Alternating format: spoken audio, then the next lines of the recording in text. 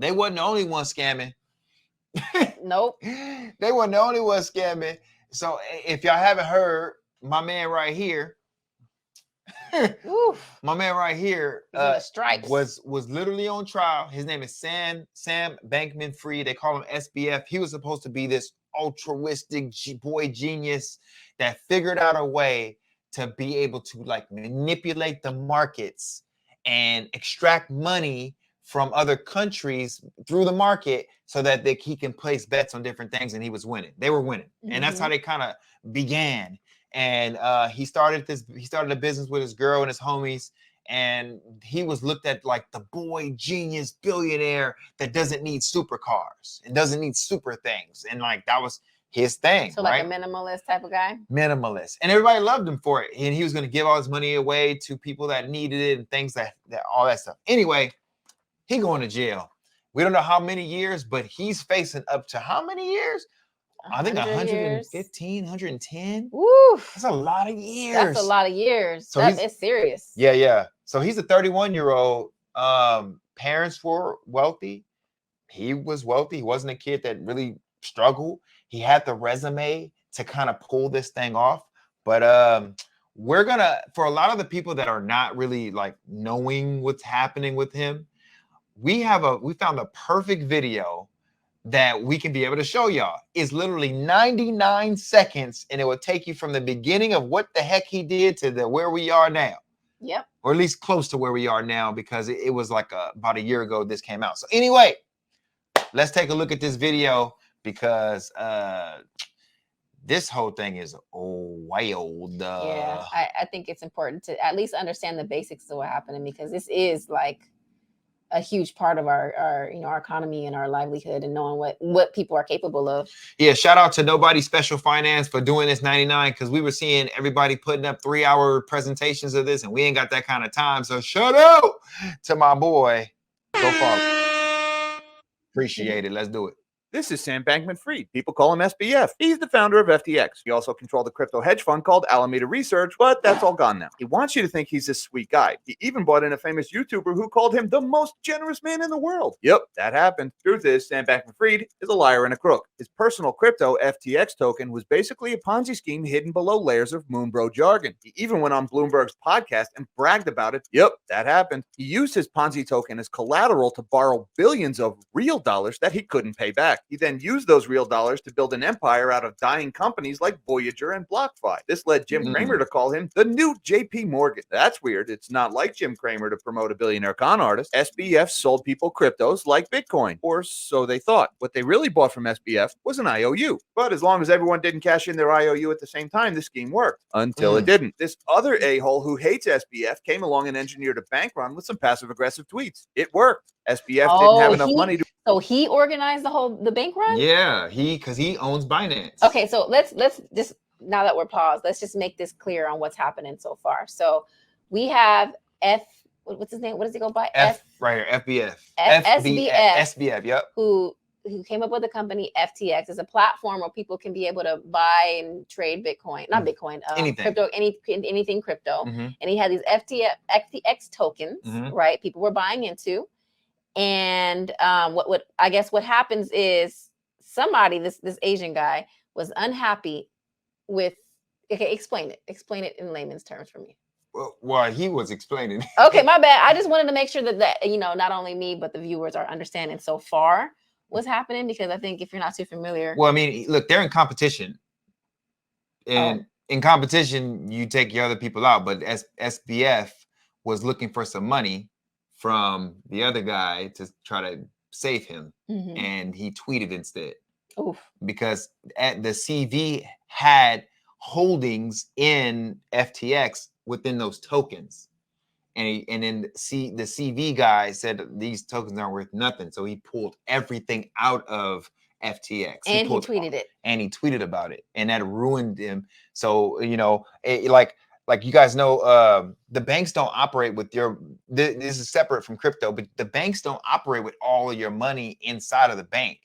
Usually when you give the bank $100, looks like 9 out of every $10 goes other places.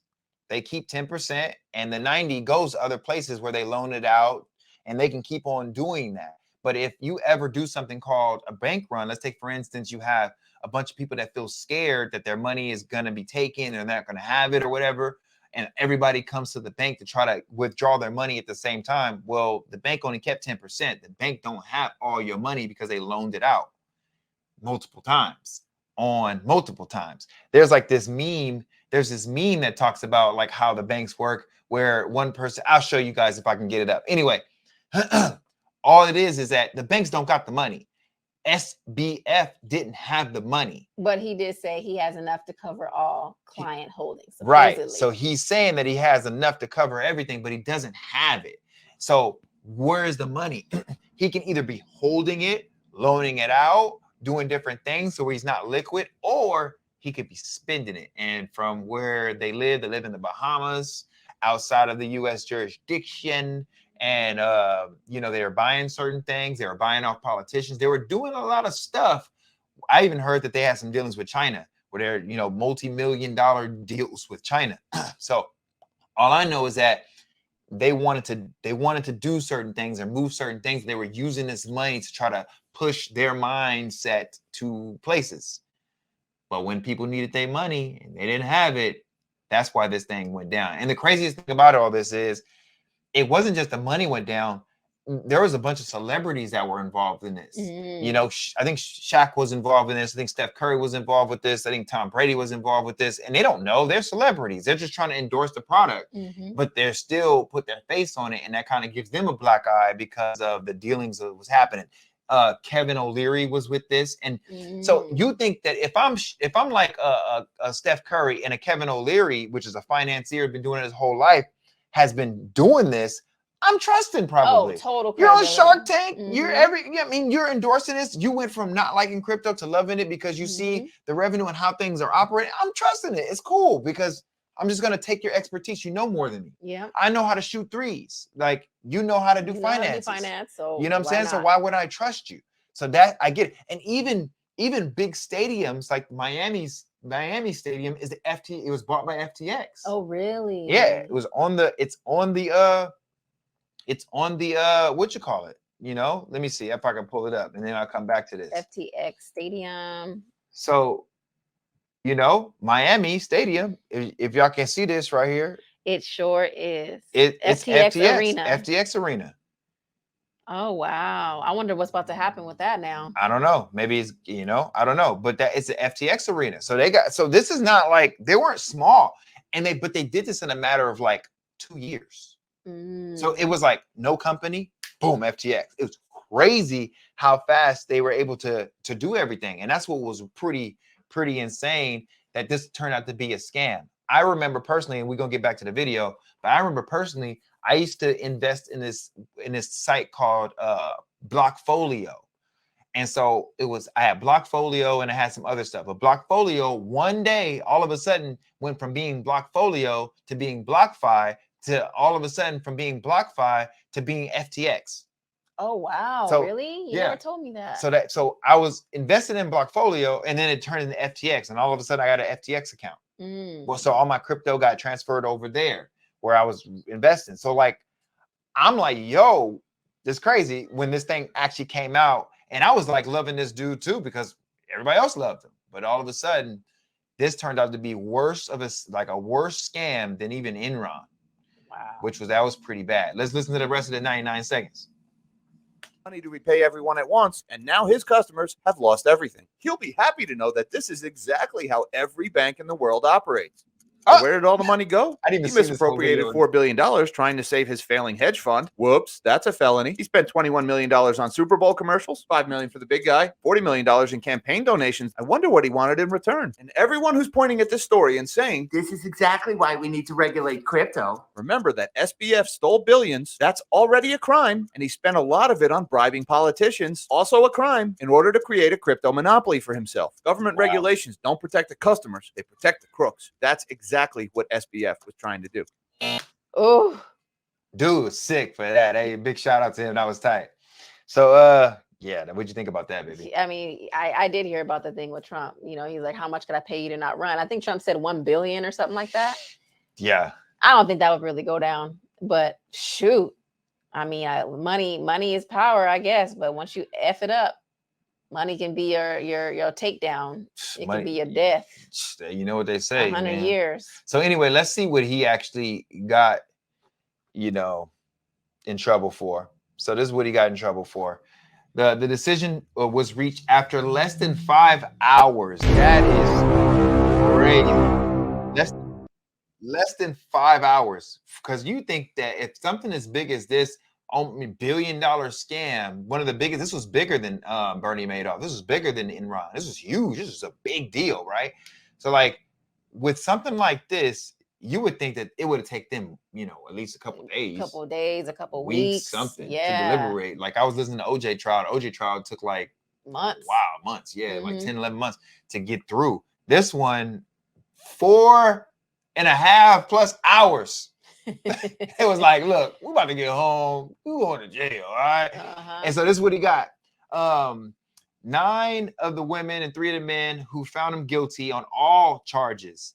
2 counts of wire fraud, 4 counts of conspiracy to commit fraud, and 1 count of conspiracy to commit money laundering. Like, dang, that means they caught you on things you didn't even do yet. Yeah, the conspiracy. They caught you on things you was thinking about doing. Yeah. Like, they weren't playing. They was tried to like, nip this in the bud. We getting you before, middle, and after. Like, yeah. That's crazy. And so, yeah. So now my man is now in, I think he's incarcerated. I think he is, because he had made bail. So if he made bail, he's out for now, right? No, because he's guilty now. Oh, okay. Bail is for the innocent. Yeah. But he guilty now, so I don't know. So sayonara.